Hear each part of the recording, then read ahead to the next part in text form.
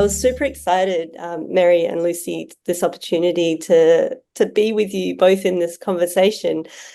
But I don't really know either of you. I'd love to hear from each of you if this question's interesting. But I was wondering if you might share a story with us about when cross-pollinating became like really important in your practice. I had been a pastor in a UCC congregation in Massachusetts, which is a kind of left-leaning progressive denomination.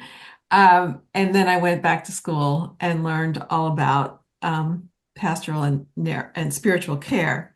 I started hearing and reading about narrative ideas. I did make it to Dulwich and really become captivated by these ideas, and then teaching a course in what I now call narrative spiritual care.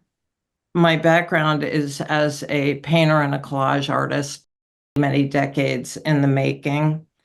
And all of that creativity was situated in postmodern ideas, not from an intellectual point of view, really, so much as a very heart-led point of view.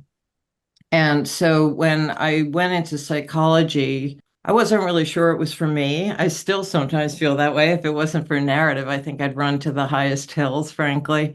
But I spent over a decade teaching narrative ideas, sort of as they were constructed, and so close to my heart and the way I try and live my life. But there was ways that I had learned the ideas from sort of a aesthetic critical approach that didn't quite fit. And so I thought, okay, this is kind of driving me crazy. I think I'm going to just try and write about it. And I think that's helped create a dialogue between my narrative work and my artwork. I really am interested in problematizing representation. And it is some fundamental pushing against the idea of just like mirroring reality as sort of the tradition of art, and how art broke out of that and created all of these other ways of creating space and time and positioning. And what do those critical ideas hold for myself and my clients and narrative? Poh, what would you say?